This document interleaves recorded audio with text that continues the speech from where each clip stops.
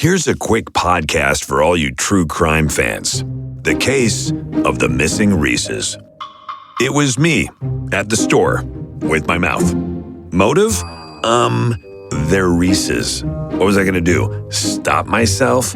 Tune in next time to see if I do it again. Spoiler, I will. Wow, that had everything. Reeses, suspense, Reeses.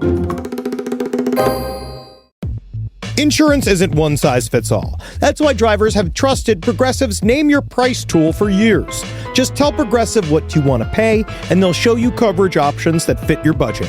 Visit Progressive.com to find a car insurance rate that works for you. Progressive Casualty Insurance Company and Affiliates. Price and coverage match limited by state law.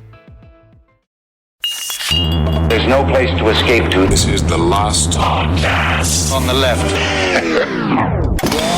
From your glade. That's when the cannibalism started. What was that?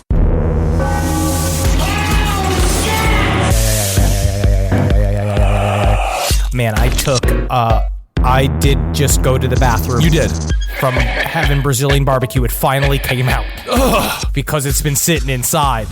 And it still smelled like the house specialty picanha. All right. Well, welcome to Side Stories, everybody. I am Ben Kissel with Henry Zabrowski, and I want to say on behalf of Marcus Parks and all of us here at the last podcast on the left, happy birthday, Henry. You don't look a day over 34. 34. Wow. The sexiest, most important age. Everyone looks to the 34-year-olds and say, what's next? Mm-hmm. What's next for our generation? And you know what I say? CBD creams. I believe that people are just going to be covered. They are just weed popsicles at this point. The vast majority of folks nowadays. I smoked a joint last night. It was called a dragon joint that Eddie gave me for my birthday, and it had shatter in it and hash, and it was covered in keef all around the outside of it. I'm not even sure what shatter is. I know it's a weed thing, and so I'm smoking it with Jackie, and I was just like, wow, what's the difference with does this have all this weed technology in it? It's not even making me any more stoned than normal. Cut to me sitting like a chicken on the edge of the couch we watched Southbound last night, and we were both scared out of our minds, and I couldn't even feel comfortable enough to fully recline. I was like, oh, that's what shatter is. Too stoned to relax. That's the worst kind of stoned. So we're going to get to the original Night Stalker's been caught. We're going to talk about that in just 1 second. A little bit later on in this episode, we have an interview with the director of Shy Boys, a fascinating documentary, a fascinating look into the incel community. Her name is Sara Gardephe, so make sure you stick around and listen to that. Some fascinating stuff. I guess we have the big news of the week, huh, Henry? People are so excited in a way that makes me feel weird on the inside. How many people happily sending me messages being like, did you hear about the EARONS case? And I was like, I know that it's been around. Like, we played the calls that the EARONS made back in the day when one of our first 911 episodes, which he'd do these heinous calls. And I don't know if I'm giddy about this. Now, for those of you who don't know, the East Area Rapist / original Night Stalker / the Golden State Killer was a sadistic rapist turned murderer who operated from 1976 to 1986, or thereabouts. There's also crimes that were attributed to another character named the Visalia Ransacker that was from 1973 to 1975. All of which now seems to be, through DNA evidence, are tied to a man named Joseph James D'Angelo Jr. And this happened last week. Basically, the day we released our Nexium episode was the day that he was officially caught.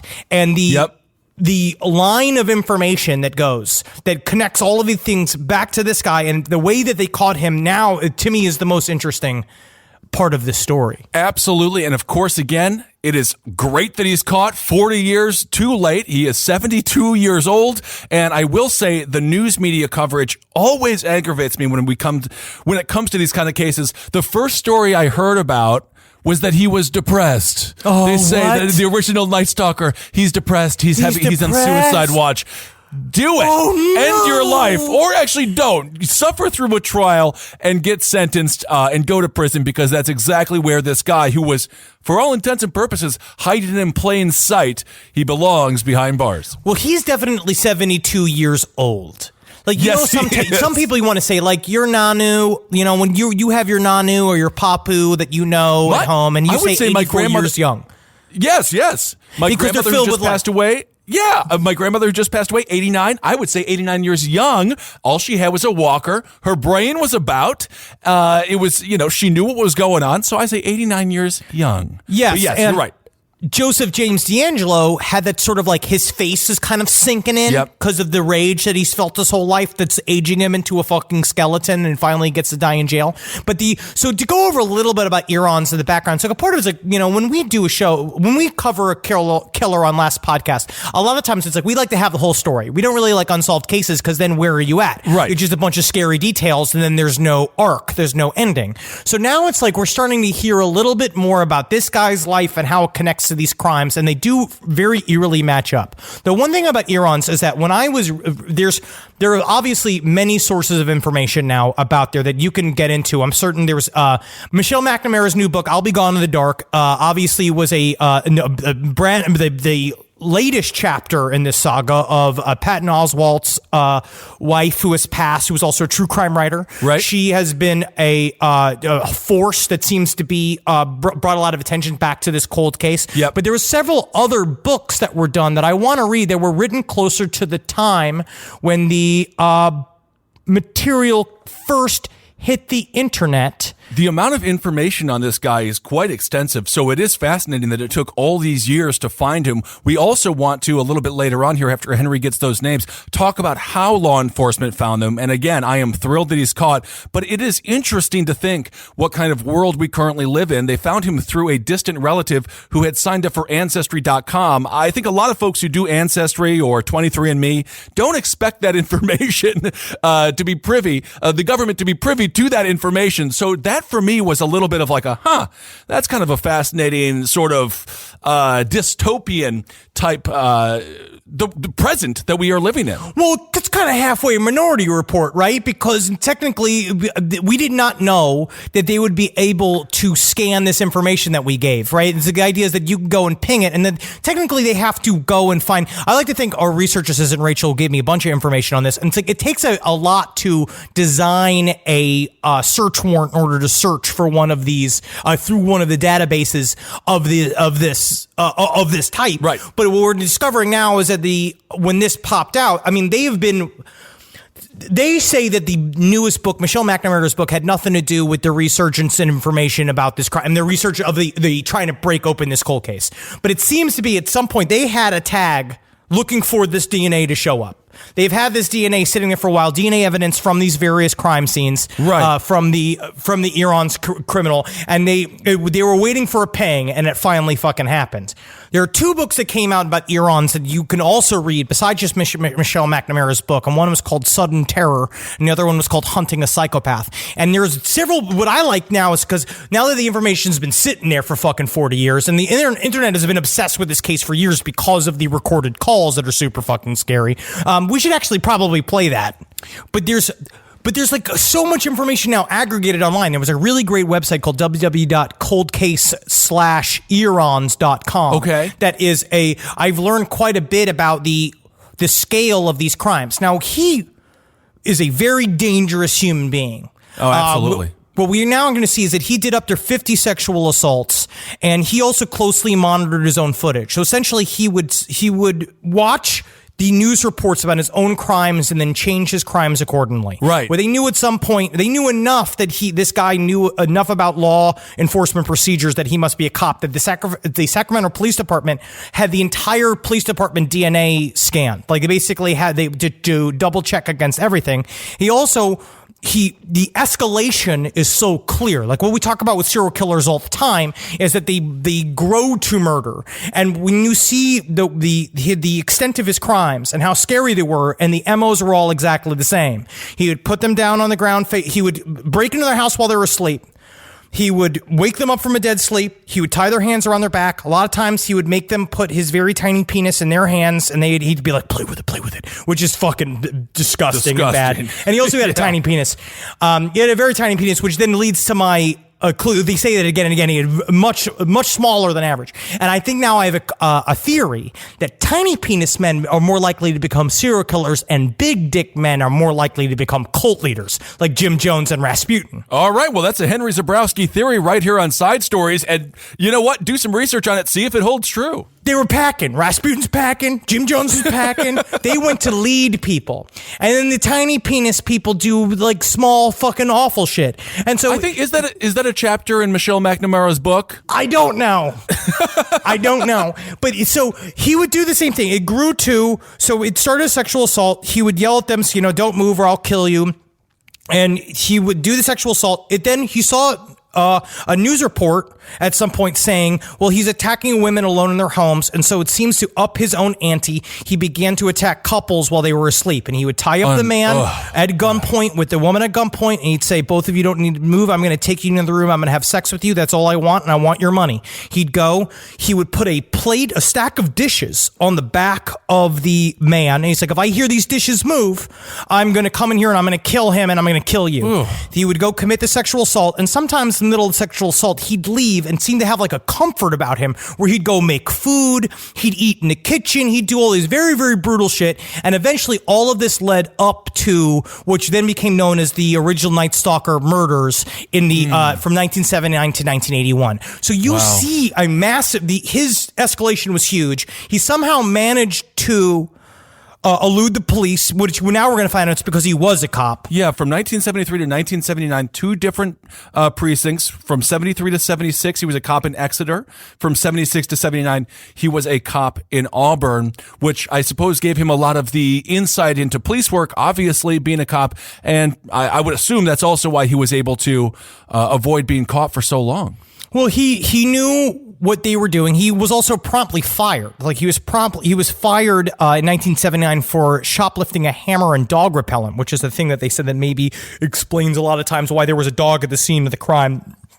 Or there was a dog at the scene of the crime and nothing happened, because they would also see several points. It's like when you read through the attacks, especially if you read one of these books or on this cold case website and you go one by one, this shit was scary as fuck, because he would show up and he would stalk his victims for a long time. I don't know how he had time to be a cop, where it's like he would do this. It would play out over a month. He would come in, he'd feed the dog meat. They would go back in the backyard, and there was like cases where they'd find the dog out back with an empty thing of hamburger meat where he's fucking feeding the dogs. So he's acting like Tim Curry in the beginning of the movie Clue, just throwing steak to the dogs to keep them quiet for a little while, and then channeling his inner Kathleen Turner from Serial Mom and stalking these people over the phone. Yes, and then he would do follow-up calls, which is where we got the recorded calls from the East Area Rapists, is that he would do these follow-up calls where he'd call and he'd freak them out. He'd call the police and tell them, I'm the East Area Rapist and I'm going to fuck tonight. He was doing this again and again. And so now we're saddled with this, right? Is that right? So he's caught and he's in jail. So what does it mean? Like, and will he stay in jail? Do we want to play a clip from one of these phone calls? I think this would be a good time to hear just the horror and the terror that this man caused in this community. Police Department Sheriff speaking. You're not going to catch me, East Area Rapist, you dumb fuckers. I'm going to fuck again tonight. Be careful. Jeez. Yes, Ray there? Is Ray there? Yes, Ray there? Is Ray there?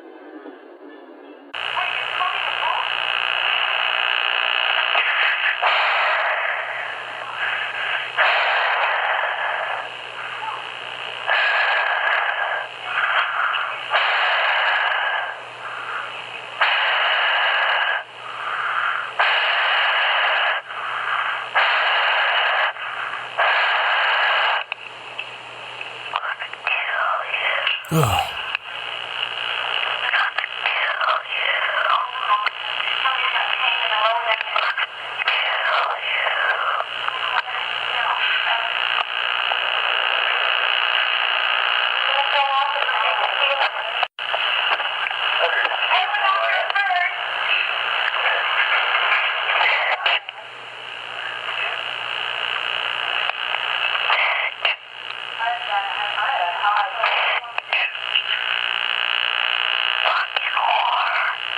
Not nice. All right, and again, that is why I'm not sad that he's depressed. Yeah, I'm not sad that he's depressed. What a maniac. And so now, was that a precursor to an attack, those calls, or was that something that he did afterwards just to continually have these people, these victims, live in fear? He did it before and after. And that's a part of this. Jeez. This guy's just such a. I mean, obviously, he's a real jerk. Thank you, Norm Macdonald. Yeah, well, I think that's cannot be overstated. But it reminds me of BTK, right? Where technically he is a very he did a very thorough job. You have to be a type of prick that can do it so consistently well that you don't get caught. Like a part of it's like you have to be so exacting, very military-like. He did it again and again. Apparently everyone said that Joseph James D'Angelo himself was a real fucking prick, which does not surprise me. And that's like Dennis Rader also. Same thing where they said he was a real asshole, but it also fucking shows that you can do all these crimes. So he got married somewhere around 1979. He had his first kid in 81. The crime stopped. And then the second murder happened in 86. Then he had his second daughter in like 87, and then it stopped. It's in a fucked up way. It shows that a serial killer can just stop being a serial killer. Which is totally fascinating, right? Because usually, I mean, what happened to BTK, and it didn't happen to D'Angelo. Again, he was caught with Ancestry.com. BTK threw himself back into the ring. Well, he was so upset that no one was talking about it. Yeah, he couldn't stand anybody taking credit for his fucking super clever murders. This guy is such a prick that at some point that he got it out of his system and then he just let it all go. That's if everything holds. Crazy. Because now we're at a point where it's like, we're going to see whether or not this DNA evidence can even hold. And now it's going into like, is it legal to go and scan a Ancestry website for your DNA? Right. They're hiding the identity of the relative that did sign up for the website because basically what they did was it pinged on their DNA. Right. Then they went through their family tree to find the dude that was age appropriate. Then they staked the guy out. So just like one of his victims, he's walking around like, God damn, someone keeps taking my garbage cans. You know, because when someone's taking his garbage cans, it's just a fucking piece of shit. And you got to fucking get him every time you can. The police are watching him. They wait until he leaves. They have his whole schedule down. They go through his garbage. They find some shit from his garbage. That's how they get the DNA match.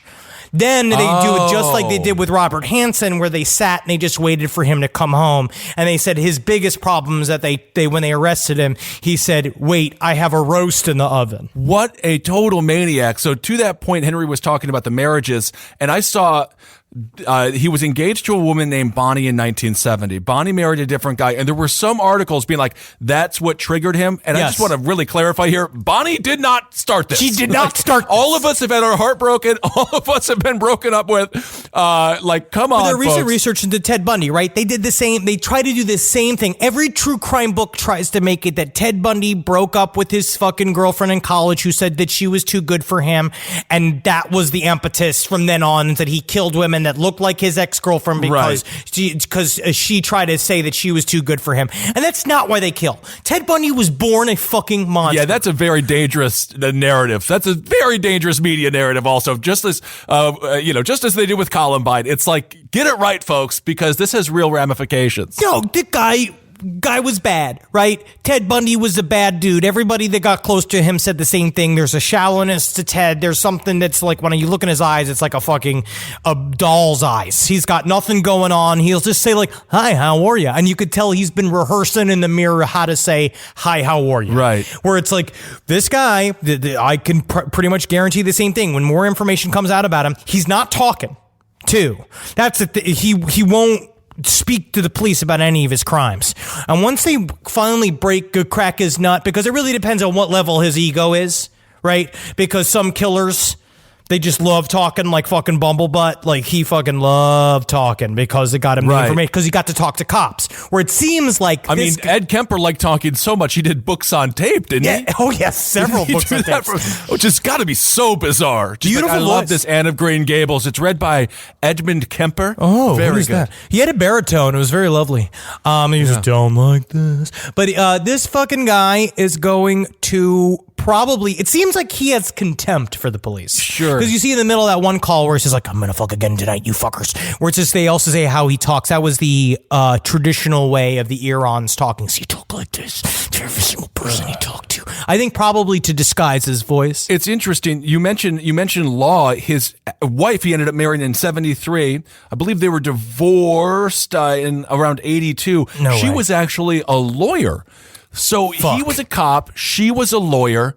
Meanwhile, he's also it's a sitcom. It's a serial sitcom killer. if he's not a serial. I mean, technically, this is a Showtime show. What we're talking about, like, if you could get away with some of the sex and some of the violence, it's a very compelling show. But in reality, it's very dangerous. What I don't understand is people's obsession with this story. I mean, besides, it's because it's just so scary.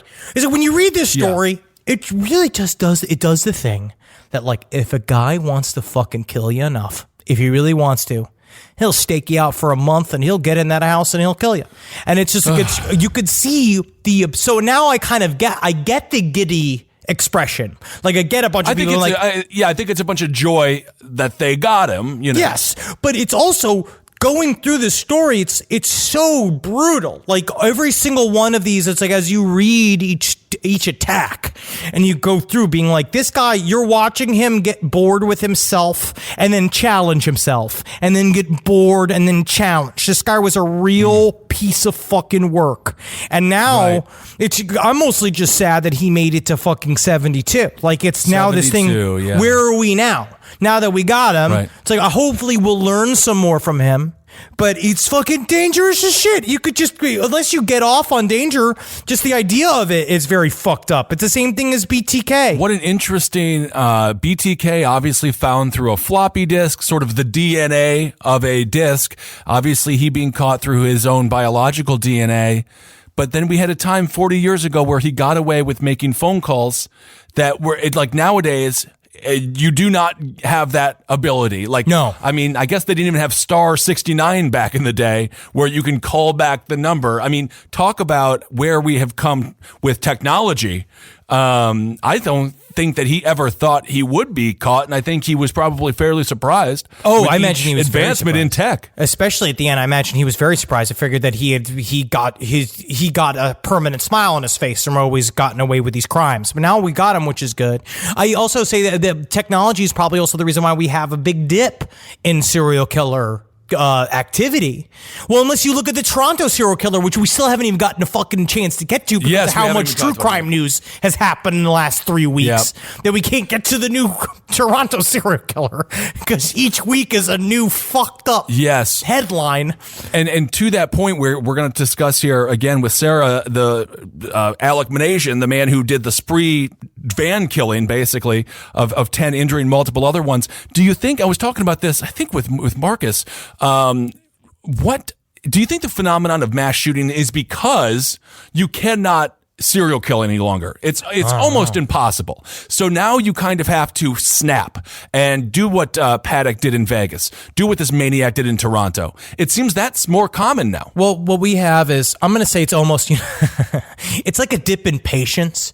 Everybody wants everything now, right? So back in the day, a criminal's mentality is like serial killers do what they do a lot of the times for attention, and they're trying to feel important. So what they do is they were killing something as almost a view as an alternative career.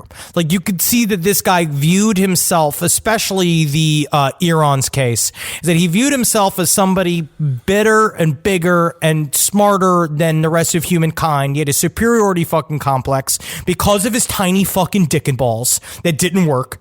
So they would go, he would do these long-term crimes in order to make a mark in the world because there was nothing else that he could do. So he would kill. But the problem is that now with mass shootings, because of our 24-hour news cycle and because of what we're dealing with and because of social media, you get famous instantly. You get the kick that you want instantly. You become a somebody. So what we're really looking at is just sort of the lack of attention span in our criminals, Kessel.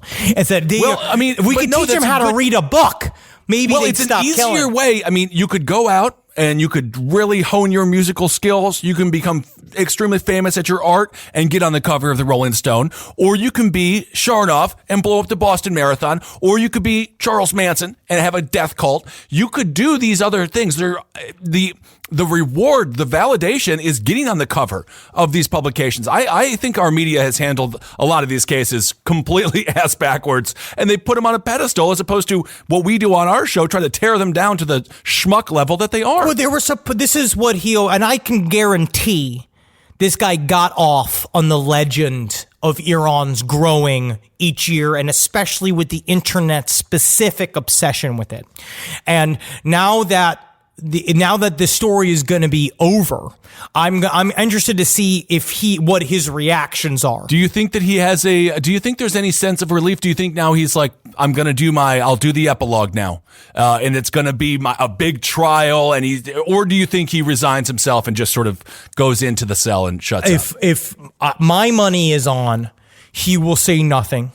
He will go down silently, and he will not give anybody any sort of satisfaction. I think that this is a guy that is probably going to be very bitter about being caught. I think that he will sit and not talk about it. I think because we have some of those killers that they're like that now. You know what I mean? David Berkowitz, he stopped talking about the crimes, and it's only because he found Jesus Christ. So so that's his whole thing. He'll only talk about Jesus. He won't talk about the Son of Sam murders. You've got, I'm trying to think of another. It's kind of like a dictator. He sounds like a deposed dictator. I think that he will sit there and he will not give anybody any sort of satisfaction. All right. Which is because like Ted Bundy was like a showman, right? Where Ted Bundy came and he's like, now's my time to shine. He was like, he could go out there and really fucking sell it in the courtroom. Where I think that this guy, he's a for real deal fucking monster. He was on none of the lists. He was never a suspect. He completely went under the radar. I just wonder though, but are they going to use the way they caught him as a way to constantly monitor us as well? That's the scary part about it. Because no one can say they are not happy that this maniac, this mass murderer, serial assaulter is caught. No one can say they're upset with it, but it is an interesting conversation that we're going to continue to have going forward. Absolutely. I just wish the jokes were more complex than just how small his dick and balls are. Because the thing is that that's what's hard for us as on last podcast. Is like now we're taking things a little bit more serious. You got your glasses on, which I think is great. I'm sitting. It's like we're trying to have more like of an active discussion about these types of cases on side stories, but we could see how it's difficult to bridge this over the last podcast because it's hard to create a character of this person because he has bottled himself up so tight. It's so difficult to see on the inside of what this person is. He's become a blank. He's become nothing, which is sort of like the new Joaquin Phoenix. You're never really there, or you're not really here. I saw with something like that. Yeah, with the hammer and shit. Where this guy his whole life was disappearing. Was doing a crime and then disappearing.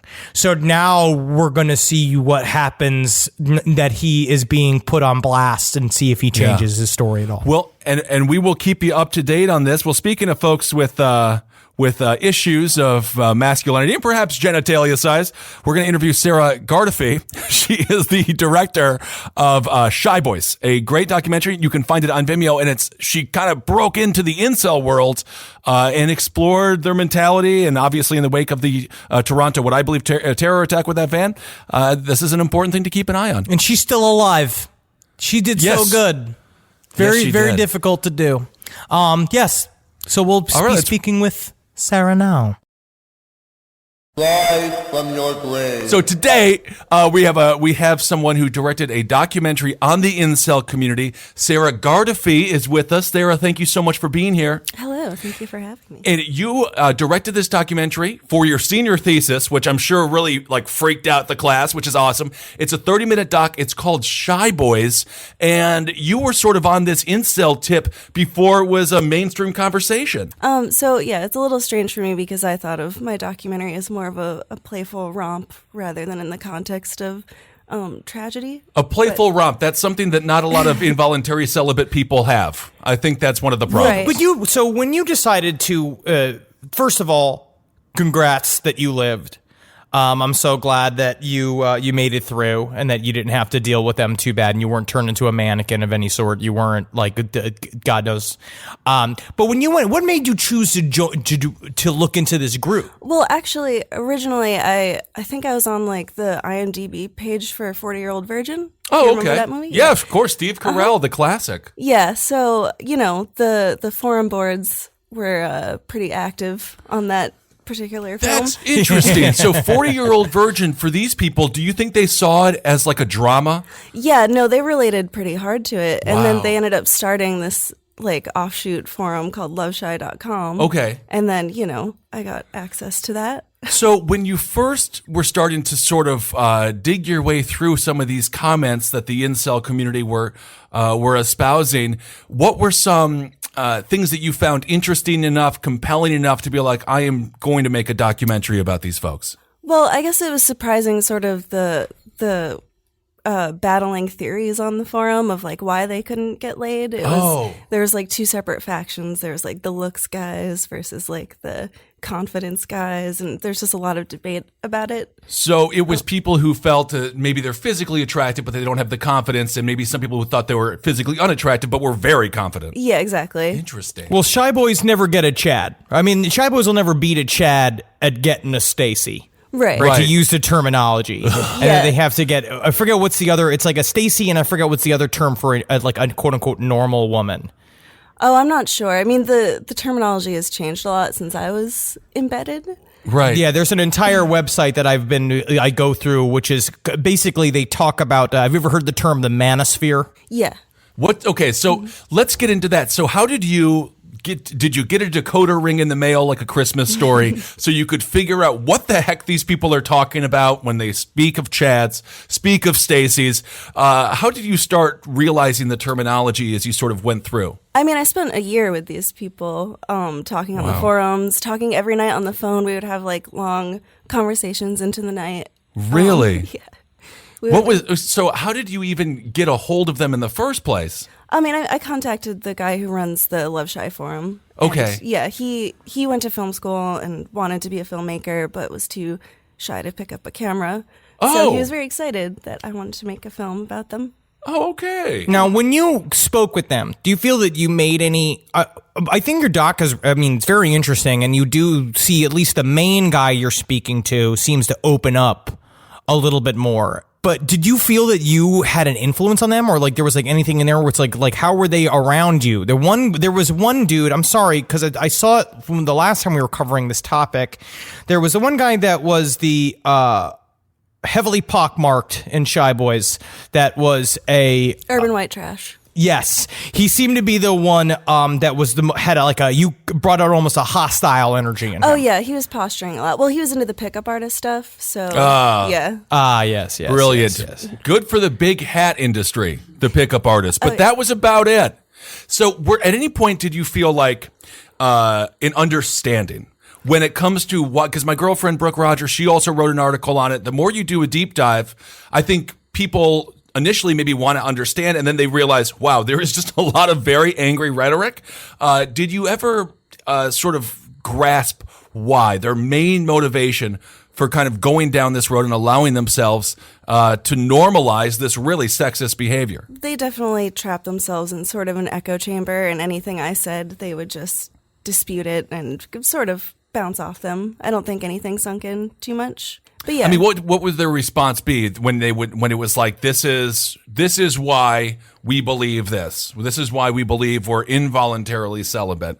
What was their motivation? A lot of it is they hate themselves, and they sort of want to collect reasons why they want to blame everybody else. Where they feel this way about themselves. Yeah, and so they seem to believe that they're owed something extra, and they also seem to kind of I don't know if it would be the term, what they do with sex and this idea of this sort of exchange, it's something that you give and you get, and it's a thing that they don't get and that you guys withhold and women withhold, and they will not give to men, and they believe that they are owed it, which is a very it's a very strange thing to come about independently. I wonder if they are taught that, or if it's just the internet has driven them deep inside, especially because if they hate themselves or feel ugly, they then are trying to find a reason for it. I mean, yeah, that was definitely one of the more dangerous theories that I saw on the forum. There's this guy, his name was Franklin Schmidt, and I don't feel bad about saying his real name, but he was this older guy who kind of led this faction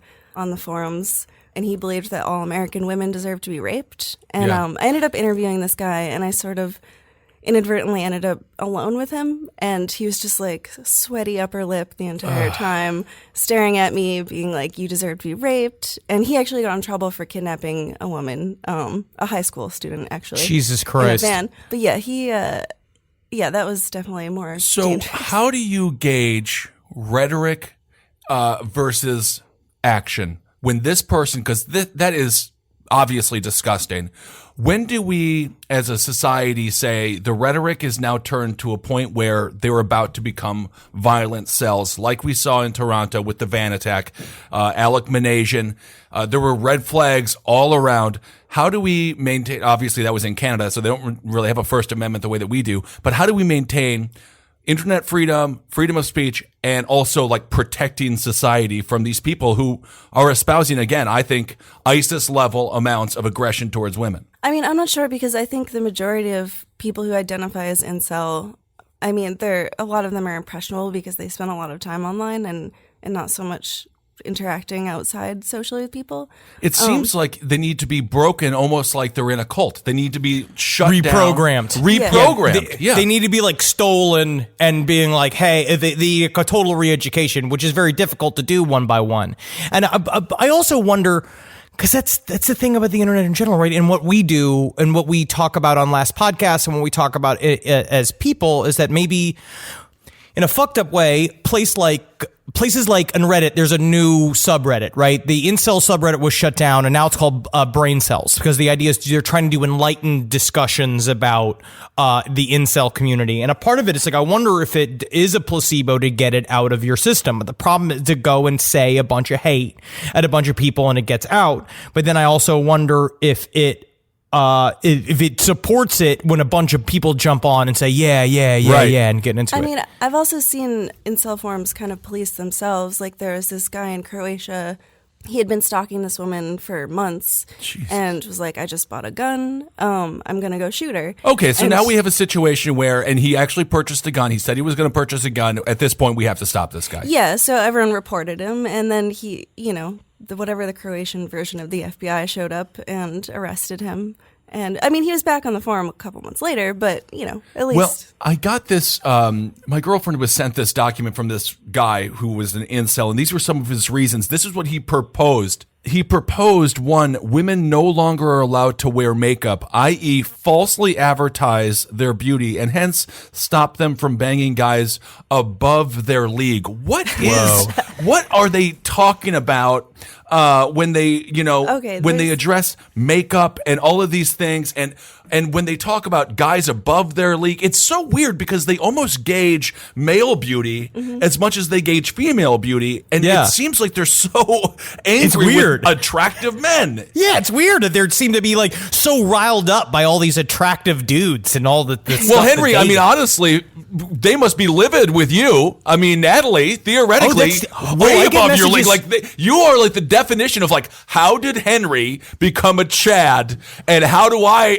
look better than Henry? How come I can't find someone who is a model? I get it all the time. I get hostile messages from men who will say dumb shit about the fact that Natalie is much hotter than I deserve. And I'm like, well, you gotta be funny. Do something, or do something with your life that draws people to you. So what did you get any gauge of that? Like their disdain for also, I don't know, again, men who date out of their league and vice versa? Oh, yeah. I mean, there was Advanced who was angry that, he would accept a 300-pound woman.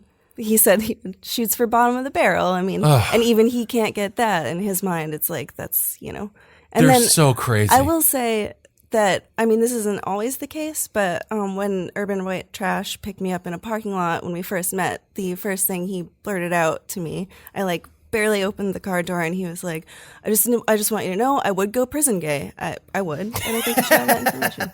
Oh, that's my! The first thing we talked about out of the gate. Maybe that's what's ruining all the first dates for these people. Just immediately. What's interesting about this breakdown that Brooke sent you, this guy, is because he also they're obsessed with points. They're Yes, obsessed they have with a like point scale. levels and shit about how like every person start with a 10 out of 10, and every single time a woman has sex, she loses a number until she's down with a 1 of 10. And you can't be with someone, you can only sleep with someone who has an equal sexual market value card is what they Right. call to everybody, and all this stuff in these, because it sounds like video games, not to be completely pedantic, but they're acting as if everything's fucking Halo, including human relationships. Yeah, what's the insight on that? And how how do they have these arbitrary, it's like that show Whose Line Is It Anyway? It just seems like the scoring is totally arbitrary. Yeah, I mean, they're trying to make it into a game that they could possibly figure out how to win, but I haven't heard of that one. The scales I've heard of are the HB1 through HB10. Okay, HB1 through HB10. What does the HB stand for? HB stands for hot babe. Oh, so yeah. you're aiming for an HB10. It doesn't really make sense because I don't know how you would find an HB1. It's kind of counterintuitive, but So they just have this whole worldview, this whole mentality that tries to label people based on physical looks and then put them in a scale of 1 to 10. And in their own minds, do they bring that onto themselves? Do they self-identify with a number? Will a guy be like, I'm Tony, I'm a 5?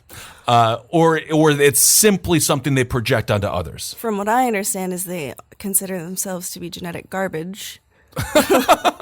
Sounds a good name for an improv group or a band. It Genetic does. garbage. We're genetic garbage, and we're here to not play very well. It's very interesting. When you go through this, I'm looking at this thing on Rational Wiki, the Manosphere Glossary, right? It talks about all of these different terms, and I've delved through this before. And one thing that seems to be coming up is the advent of, I mean, obviously we've had blue pill, red pill, but now the concept of a more fatalistic black pill, which is this idea that you take if you can give somebody the black pill, it's just showing that literally you are stuck within this world. You will never sleep with anyone ever again. You just face it, like you can't educate people. This is the way it is. And it will all lead to a beta uprising, which is so they self-identify as beta? A beta At uprising? best.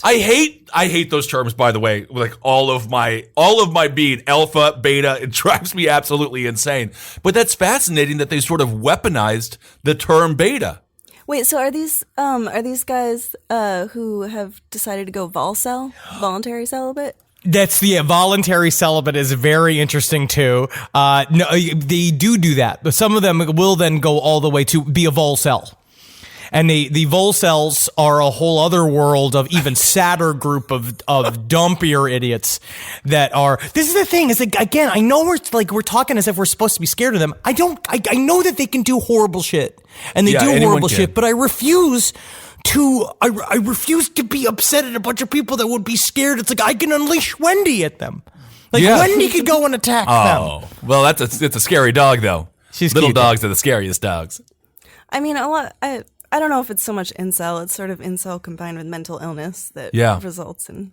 Well, do you think it's a mental illness just by definition? If you're a part of this group, in my mind, I'm immediately like, you obviously need psychological help. I think that's a lot of it. Also, I think I think a lot of them are sort of on the spectrum as well and just feel ostracized from society.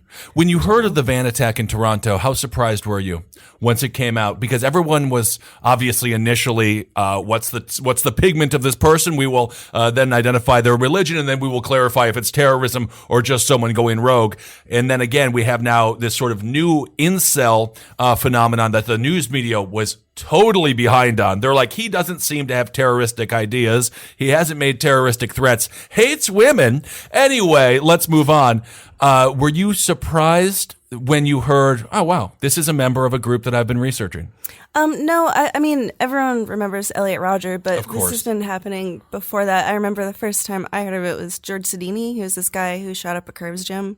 Oh, okay. And he left behind a lot of manifestos and So when did that occur? that was 2008. 2008. So that was, would you say that was the first moment of violence coming from this community? That's the first one I've heard of, and I do remember a lot of people hailed him as a hero, and they were like, this is the first shot in the Love Shy revolution. Blood's going to run in the streets. Well, that was what was so disgusting about the reaction again to the van attack.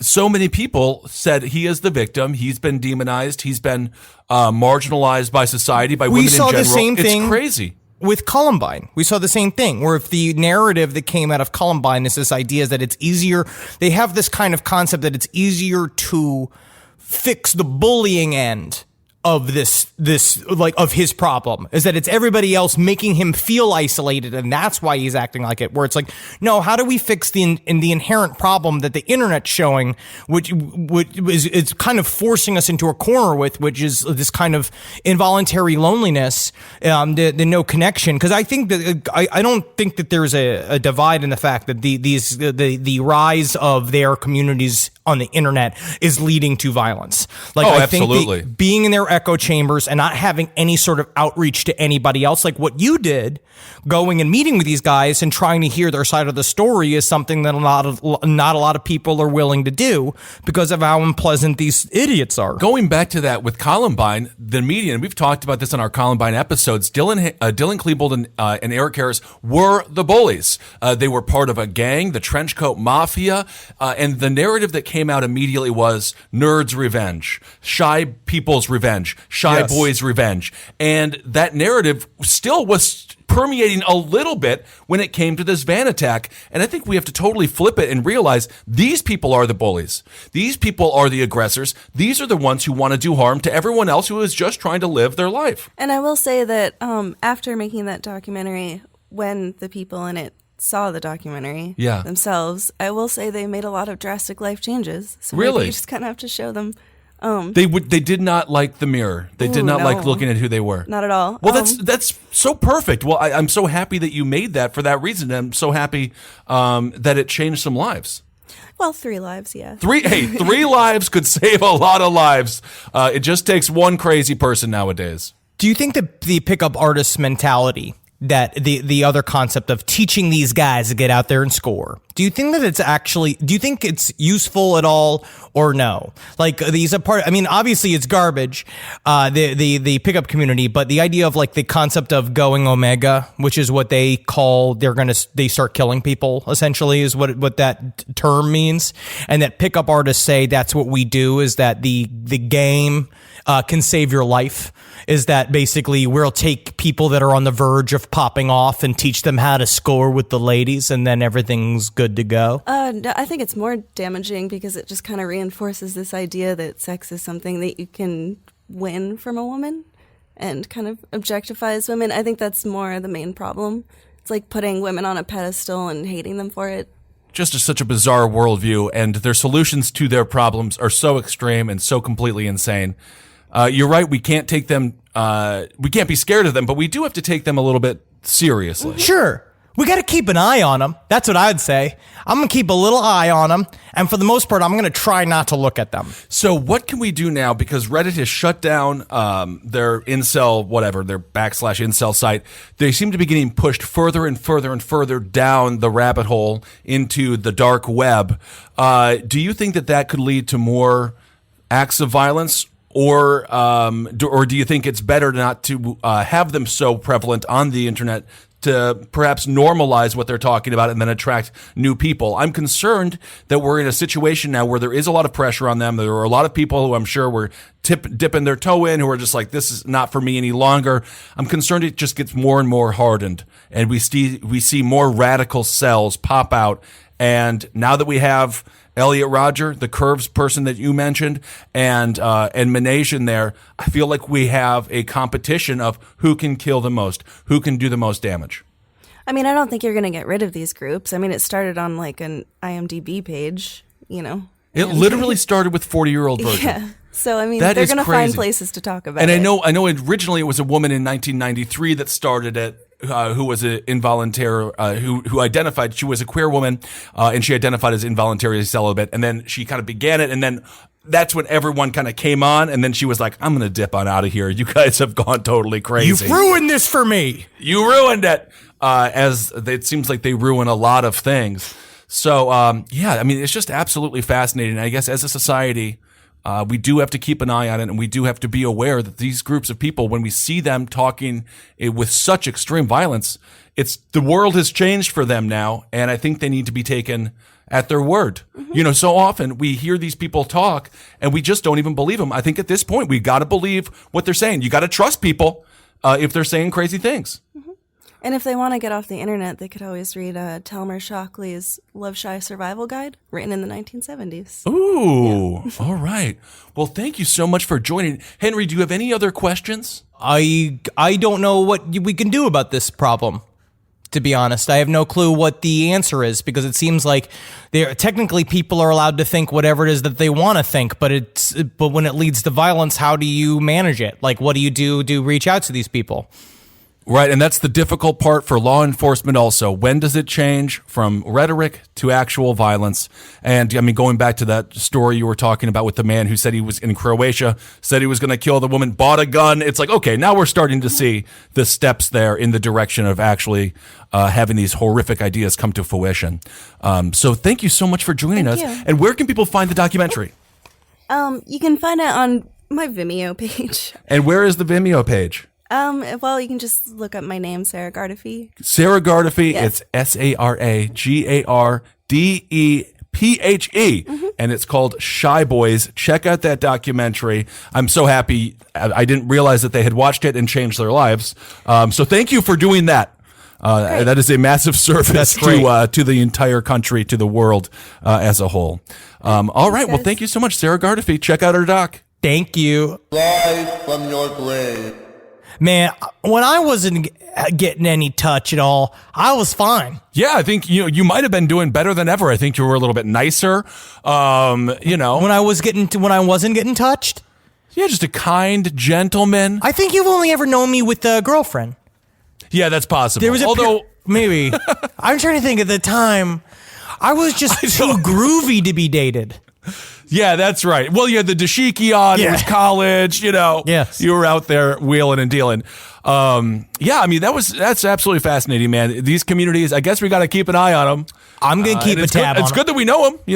Well, the problem is I don't want to get lunch with these people. Like, we're supposed to fix them by going and hanging out and fucking Queer Eye from the Straight Guide and these guys. Like, I don't think that's who should be doing this. That's an idea. Yes, Queer Eye for the Straight Guy. We give them guns.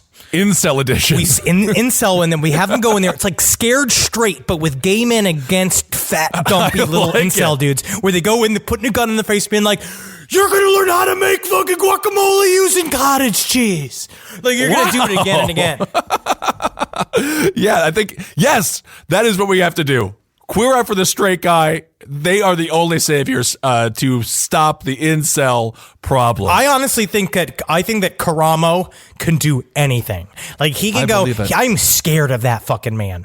That handsome guy from Queer Eye. He is going to be president. He sells things to, like, he'll do a thing where someone will be like, "Yeah, that reminds me of I had a clown in my bedroom." It's like, "Clown, huh?" Sometimes we all feel like a clown. Do you ever feel like maybe you do things just for other people's amusement? You ever try to open up yourself and be proud of yourself? And everyone's like, what? Like, he always switches. And he makes their story his story. He's going to be dictator of America. It could. Well, I'm all for it. All right, everyone. Well, thank you so much for listening to Side Stories. Really appreciate it. You can find us on social media. Henry loves you, Dr. Fantasty, Ben Kissel 1 Instagram. Yeah. And we got a great episode of the last podcast this week coming out for you too. Yeah, it's gonna be real fucking nice. Ooh, you're gonna like it. Thank you so much for listening to this again. And I just want to say, if you got stories you want us to cover, or you have opinions to fucking express, do it through the Last Podcast Network at gmail.com, because we see those things. I try not to read too many of my ats on Twitter. Well, you got to be careful for your own mental stability and your own mental health. But so shoot us an email. Let us know what you guys want us to cover, and we'll try to do our best. Again, as Henry said before, there's so much going on, especially in the true crime world. So we'll just try to pick the stories that we find to be most compelling and the most significant for the genre. We'll serve it to your assholes. There it is. Hail yourselves, everyone. Hail Satan. Thank you. Do we need a new sign off for us? For this? I don't think so. We can do a Magustalations. I mean, Hey, here's looking at you. No, keep on listening, keep on loving and learning. I kind of like that one. Thank you. Listening, loving, and learning. Triple L. Triple L. That's perfect. Talk to you soon.